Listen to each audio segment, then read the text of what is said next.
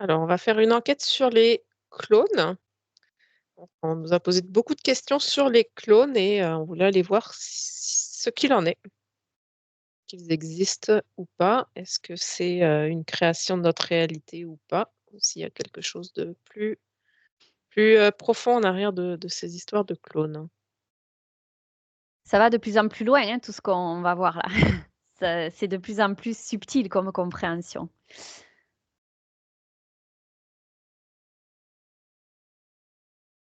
Alors là, tu vois, j'ai l'image de Emmanuel Macron qui m'est venu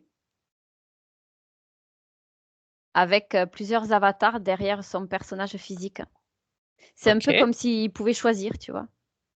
Il peut choisir ou nous pouvons choisir. C'est ça que j'ai là. En fait, chacun choisit ce qu'il a envie de voir. C'est ce qui me vient de suite là. d'accord. Alors, donc ces avatars, comment ils sont créés? Ça fonctionne comme des égrégores, je perçois là, tu vois.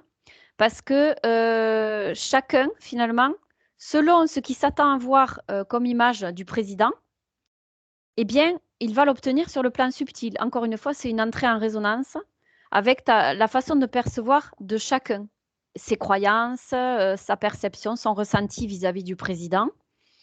Voilà ce qui se joue. Alors du coup, eh bien, cette image se crée sur le plan subtil et de fait, elle se répercute sur le plan physique. D'accord. Et lui, est-ce qu'il change? Comment ça se passe à son niveau à lui? Alors lui, tel qu'il est, tu vois, en fait, il y a plusieurs projections. C'est des projections, en fait, hein, des égrégores de ce que chacun s'attend à voir de lui. Et c'est plusieurs qui sont derrière, qui ont une casquette différente, plusieurs avatars. Et lui, il reste le même. Donc, à travers chaque avatar, sa représentation passe à travers chaque avatar. Et chacun filtre l'avatar selon sa propre vibration, sa propre perception de l'avatar. Tu vois? D'accord. Donc il y a bien un vrai Ouais, qui existe, qui est il y a bien vivant. vrai. Ah oui, il est toujours là et c'est lui qui, quelque part, qui chapeaute les autres avatars selon ce qu'on s'attend à voir. Mais ça se fait sur un plan subtil et automatique. Tu vois ce que je veux dire? Ouais, je m'attendais pas à ça. Ouais. C'est logique, hein? Ouais, réexplique un petit peu. C'est super cohérent pour moi, mais je vais essayer de Lui, le il mettre reste en la même mots. personne ou est-ce qu'il Oui, il rentre en interaction aussi avec ces égrégores qu'il y a sur lui? ah ben, il entre en interaction avec ses égrégores puisqu'ils sont rattachés à lui. Ce sont les projections des autres. Et finalement, lui, il reste qui il est dans son corps physique tel qu'il est, tel qu'on le connaît. Et comment dire, comment l'expliquer? C'est vraiment Il est subtil. influencé par ces égrégores? Disons que qui il le représente à travers son corps physique tel qu'il est là, mais les personnes le voient à travers l'avatar selon leur Oui, perception. Tu vois ce que je veux dire? oui, c'est ça. Oui, Voilà, chacun c'est a comme une ses propres duplication. perceptions. Mm. Voilà, c'est une duplication de tel qu'il est dans son corps physique.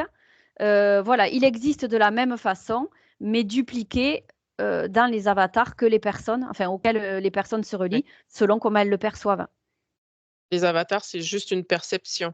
C'est une C'est pas représentation des symbolique voilà, de lui. il n'y a Ouais, pas des clones c'est ça créés qu'on appelle. Ouais, non. physiques. Non, non, c'est ça qu'on appelle des clones, ouais, exactement. D'accord. Donc c'est finalement des égrégores. C'est des égrégores, ouais, symboliques sur le plan subtil. Et Ouais. alors, sur le plan physique, voilà, comment ça se matérialise? Est-ce que c'est vraiment son corps physique? Alors, attends, je regarde ce que j'ai.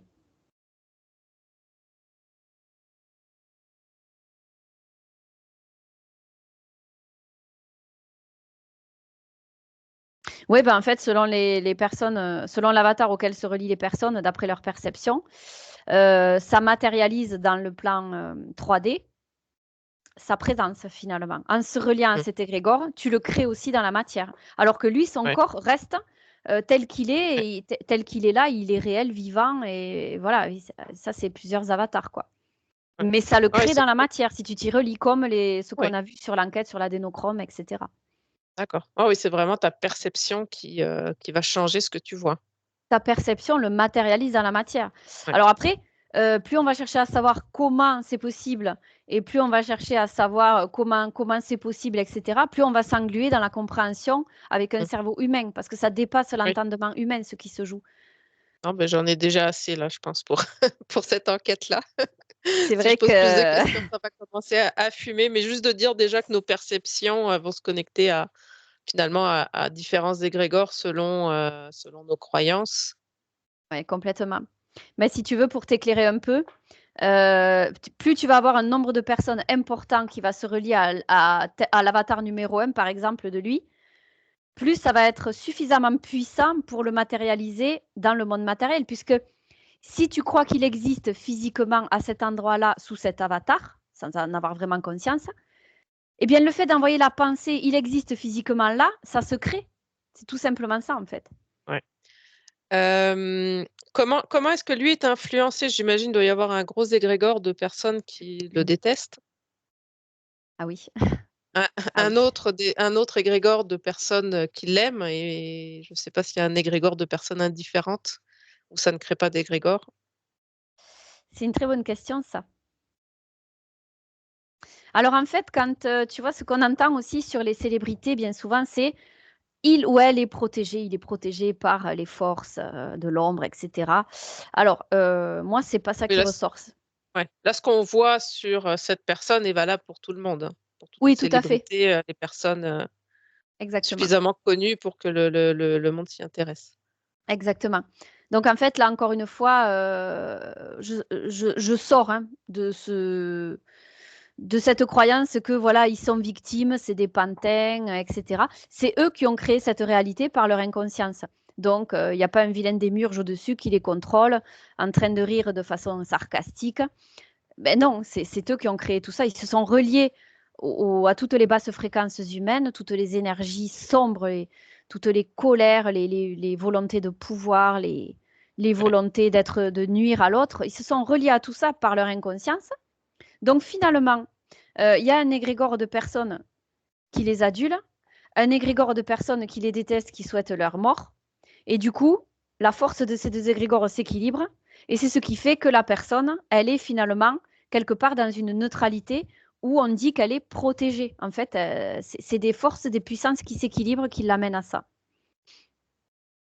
Ok, ah, c'est intéressant ça. Ouais, il n'y a pas de. Tu es sous l'ordre du démiurge, tu as vendu ton âme au diable, tu es protégé. C'est pas ça qui ressort, c'est pas Hein, ça que j'ai. hein. Il n'y a pas de protection de galactique non plus. Non plus, les vaisseaux non plus, d'ailleurs. Très bien. Je connaissais déjà la réponse. Moi aussi, mais on aime bien à chaque fois le Voilà. replacer. C'est On a rigolo. différentes vidéos sur ce sujet-là. S'il y a des personnes qui les ont pas vues, on vous invite à aller les regarder avant de commenter sur les galactiques. Oui, puis on Euh, a toujours un petit passage où on déconne un petit peu parce que nos auditeurs, ils aiment bien et on aime leur faire plaisir. alors, tant qu'à parler politique, j'avais envie de faire un petit aparté. Là, il y a eu des élections, il y en aura d'autres, je pense, que c'est dans 2 ans, peut-être 3, je ne sais plus, j'ai perdu le fil. Il y a toujours, voilà, il y a toujours deux partis en opposition et voilà, peu importe pour lequel on vote, au final, il n'y a jamais personne qui est satisfait. Et des fois, il y a des petits partis qui font beaucoup plus de sens et on se demande pourquoi ils ne percent pas. Eh ben, c'est simple, tu sais, de ce que j'ai là, c'est pour moi, hein, quand je dis c'est simple, c'est pour moi toujours. En fait, c'est le reflet du degré de conscience qu'il y a actuellement parce que les personnes qui votent faute de mieux, c'est-à-dire entre la peste et le choléra, ben, je choisis soit la peste, soit le choléra, au lieu de m'abstenir parce que je refuse, ça ne me convient pas. Les personnes sont inconscientes, donc elles se fondent dans la masse, donc elles votent faute de mieux, elles se sentent obligées de voter. Ça, c'est le reflet, finalement, que chacun n'est pas conscient du pouvoir qu'il pourrait avoir de refuser ce qui ne lui correspond pas. Quand je dis inconscience, c'est pas négatif, mais c'est pour montrer que la personne a un cheminement de compréhension à faire par rapport à sa propre puissance. Tu vois ce que je veux dire? Ouais.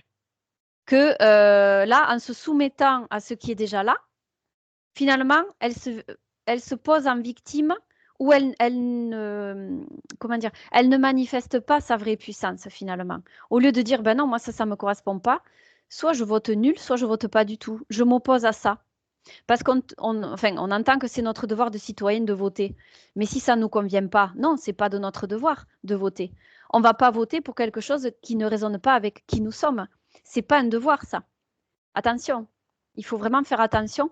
Ça va même loin. Il y a des personnes, des fois, qui peuvent dire oui, mais le droit de vote, on l'a eu. C'est un peu comme si les personnes qui ne votent pas le sabotaient. Mais non, parce que là, elles sabotent leur libre arbitre et leur propre pouvoir en se soumettant à ça. Le droit de vote, il n'a pas été là pour choisir entre la peste et le choléra. Le droit de vote, il serait pleinement honoré si on pouvait voter en conscience. Moi, je veux être libre de voter ce que j'ai envie. Si je veux voter un petit parti intéressant qui ne fait pas partie de soit la peste, soit le choléra qui ne me convient pas, à ce compte-là, je préfère ne pas voter. Et j'honore le vote, justement, de ne pas voter de force, parce que le vote, il était justement pour être en démocratie. En démocratie, c'est voter pour ce que l'on veut. Et là, ça ne représente pas du tout le droit de vote qu'on a eu à l'époque, ce cadeau qui nous a été fait, où là, on est limité entre deux choix qui ne nous vont pas. Ce n'est pas honorer le droit de vote qui nous a été accordé à l'époque, justement. Très bien, ben, merci. Qu'est-ce que je voulais rajouter donc par rapport aux clones? Là, on a dévié sur la politique. Ah, j'ai un dernier truc à dire par Vas-y, rapport à ça. Je peux? vas-y. Oui, oui, oui, vas-y. Ouais, j'ajoute par rapport au petit parti que tu me disais, pourquoi c'est intéressant comme question, merci de l'avoir posé d'ailleurs, j'adore. Parce que justement, ce petit parti, voilà, c'est aussi le reflet d'une conscience qui peut s'éveiller à tout moment, tu vois. Si les personnes refusaient justement entre la peste et le choléra, ces deux votes-là imposés, entre guillemets, si elles pouvaient choisir ce petit parti, elles se donnaient les moyens de voter pour ça, eh bien, ça serait justement le reflet de cette conscience qui émerge, où finalement on veut renverser la vapeur et s'opposer à ce qui ne nous va pas, tu vois. C'est justement la symbolique, ces petits partis, d'une conscience qui peut grandir. Des petits partis, souvent d'ailleurs, qui sont axés sur l'écologie, le bien-être animal, justement, qui est encore trop peu considéré à l'heure actuelle, alors que les animaux souffrent à chaque seconde de notre quotidien. Eh bien voilà, ça serait le reflet de conscience et d'empathie qui peut émerger. Ces petits partis représentent ça aussi. Et il faut aller vers ça. Entre guillemets, je dis se battre, mais plus ou moins, parce qu'on a dit que la lutte, justement, ça entretenait la Ouais. dualité. Mais il faut se donner les moyens d'aller vers ces petits partis qui sont symboliques vraiment d'une plus grande conscience qui peut émerger. Voilà pourquoi ils sont là aussi, pour nous faire l'effet miroir de la puissance qu'il y a en nous qui n'est pas révélée. Voilà. Très bien, merci. Alors, il me semble que j'avais une autre question par rapport aux clones, ça me revient pas. Est-ce que tu avais quelque chose à rajouter? Euh, Faire le tour du sujet, comme ça, Ouais, j'ai un truc qui me vient là. Souvent, c'est peut-être ça que tu voulais parler, dont tu voulais parler, on va voir. Tu me dis si ça te ouais. cause.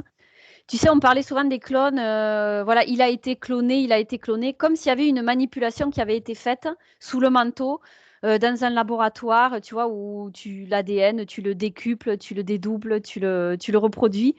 Tu vois, on dit souvent ça, les clones, ils ont été Ouais, fabriqués.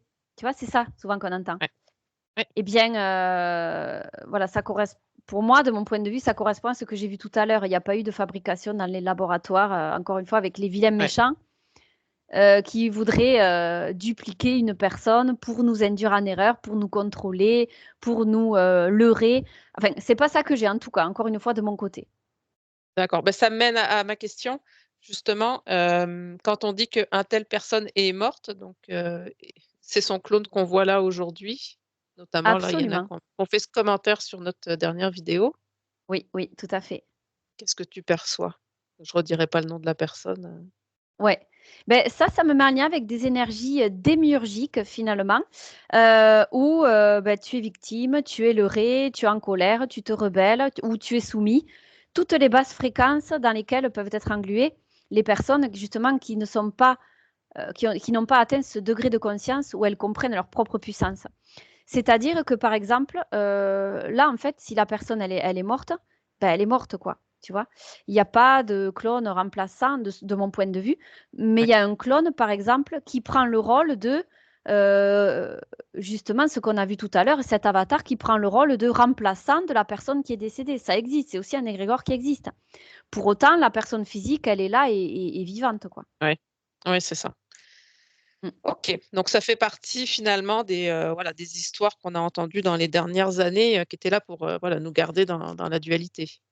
Et oui, parce que les personnes, si elles se relient à ça, elles croient que, bon, ben, finalement, si elles prennent tout pour vérité, c'est pour ça qu'on nous dit ne croyez rien. Faites selon ce qui résonne en vous. Si ça résonne en vous, vous pouvez croire, vous pouvez en faire votre vérité. Mais n'en faites pas une croyance définitive, puisque tout évolue de toute façon. Mais les personnes qui veulent croire que l'adénochrome, les histoires des enfants dans les tunnels, ça existe, etc., eh bien oui, en se reliant à ça, effectivement, ça va exister. Mais tout ça, ce ne sont que des créations de l'esprit. Donc, si on ne se relie pas à ça, ça n'existe pas. Si on s'y relie, effectivement, ça existe. On ne peut pas dire que ça n'existe pas. Si on s'y relie, bien sûr que ça va exister. Donc, sachez que nous sommes les créateurs de tout ce que l'on voit, de tout ce qui peut exister, de tout ce que l'on raconte. C'est ça qu'il faut retenir. Donc, si on s'y relie, on va le maintenir. Si on s'y relie pas, voilà, ça peut diminuer en Oui, intensité et puis ne plus exister, tout simplement. Nous ouais, sommes s'occuper les de ses créateurs. croyances. Eh oui, nous sommes les créateurs de ce que l'on voit, de ce qui se dit, de ce qui existe. Donc, à partir de là, soit on renverse la vapeur, et ça, c'est chacun à notre niveau, hein. Quand on dit l'union fait la force, c'est vrai. Plus on va se relier à des énergies, plus on va le maintenir. Moins on va s'y relier, moins on va le maintenir. Et donc, tous les champs des possibles sont ouverts. En fait, il y a tout qui existe et rien qui existe, et vice-versa. C'est le raccourci. Ça va Ouais, faire sourire des auditeurs, mais ouais. tout est possible, en fait. Et tout est impossible à la fois. C'est pour résumer, c'est vrai que c'est tout ce que je peux dire, quoi. Créons ce que l'on souhaite voir, hein. Et voilà, d'où le but de rester vraiment concentré sur ce que nous désirons voir. Parce que là aussi, je fais un petit parallèle intéressant. Tiens, je me lâche là. Moi, je parlerai Vas-y. 3 heures, hein. J'étais prête à conclure, mais vas-y. Ouais, ça va t'intéresser, je pense. Donc, en fait, tout simplement, il faut bien comprendre parce que, voilà, là, il y a souvent des personnes qui disent, mais je fais tout ce que je peux de mon côté, je pose ma volonté, je verbalise, j'ai l'intention, je suis ferme, et ma réalité, elle ne se manifeste pas. Qu'est-ce qui se passe? Comme une fois, on nous l'a posé cette question, et elle est très intéressante, cette question. Simplement, ce qui se joue là derrière, et c'est très visible hein, de mon point de vue, c'est que si à l'intérieur de soi, on ne vibre pas la chose, on ne le ressent pas, c'est vraiment une histoire d'émotion, de ressenti, eh bien, ça ne peut prendre forme dans la réalité. Avec la meilleure volonté du monde, qui est pourtant un excellent outil, avec des affirmations positives et avec la redirection de ce que l'on veut, si à l'intérieur de nous, on ne le ressent pas, ça ne peut émerger. Prenons un exemple, et je conclurai là-dessus. Si par exemple, vous ressentez que vous êtes, allez, on va prendre l'exemple du poids, c'est assez fréquent. Si vous ressentez en vous que vous êtes obèse, vous vous voyez obèse ou en surpoids, par exemple, mais vraiment, vous avez beau faire tout ce que vous voulez, vous imaginez, par exemple, que vous allez devenir mince, vous affirmez tous les matins, je deviens mince, je deviens mince, je deviens mince. Si à l'intérieur de vous, vous vous sentez obèse, ça ne prendra pas forme. C'est vraiment important de modifier le ressenti et les émotions à l'intérieur de nous. Et pour ça, on peut utiliser l'imagination. Donc, se voir tous les jours, par exemple, mince, ressentir qu'on est mince, comme si on était déjà mince. Voir qu'on mange et qu'au fur et à mesure que l'on mange, on perd du poids. On va manger un chocolat, ça ne va pas nous faire prendre du poids. Il faut vraiment visualiser et ressentir comme si on y était en fait. Il n'y a que ça qui peut fonctionner pour le matérialiser dans le monde. Si vous ne vous sentez pas légitime que devant le miroir, vous vous voyez obèse ou en surpoids, eh bien, ça bloque, ça ne peut fonctionner. Voilà pourquoi ça ne fonctionne pas la plupart du temps. Parce que ce n'est pas accordé. L'émotion et le ressenti n'est pas accordé avec la volonté et nos affirmations positives, tout simplement. Très bien. Bah, merci beaucoup pour ce complément. Je pense que ça va parler à beaucoup de personnes, hein. Oui, et puis aussi, voilà, c'est pour mettre en place ce que l'on veut voir, hein. Pareil, ne pas Ouais. se relier à ces Mmh. énergies. Si on ne veut pas se relier à ces énergies de clones, eh bien, on ne s'y relie pas. Et là, c'était un exemple pour montrer qu'il se passe la même chose avec les clones. Vous pouvez mettre en pratique le même mode de fonctionnement. Ouais. Si on pose notre volonté de voir le monde tel qu'il est. Eh ben, tu as tout qui est ouvert. Parce que le monde tel qu'il est, c'est comment toi, tu vas le voir, en fait. Tu vas créer ta propre réalité. Le monde tel qu'il est, c'est toi qui le crée. Parce que sinon, si tu veux voir le monde tel qu'il est, le risque, c'est que tu peux te relier à la masse, ce qui prédomine.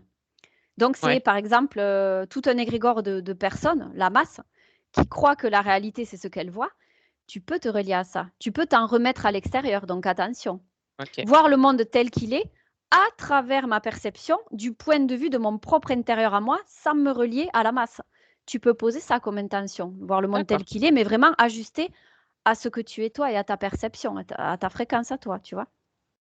D'accord. Oui, ça va dépendre de nos fréquences aussi. Et oui, sinon c'est le risque de remettre son pouvoir à l'extérieur, hein. Alors là, attention, c'est voilà. Si on vibre bas en fréquence, on risque aussi de se rattacher à Ouais. des choses basses en fréquence, donc Et plus tu seras bas en fréquence, là, tu vois, la phrase qui me vient, c'est vendre son âme au diable. C'est la symbolique. Quand on dit vendre son âme au diable, ça veut dire que plus tu vas vibrer bas, plus tu vas remettre ton pouvoir à l'extérieur et plus tu vas attirer les mêmes fréquences que toi. Donc, par exemple, une personne qui est suicidaire, qui s'en remet à l'extérieur, eh bien, elle va attirer la même fréquence d'idées suicidaires ou de personnes suicidaires ou de situations suicidaires, finalement. OK. Bon, bah, merci beaucoup Patricia. Merci à toi.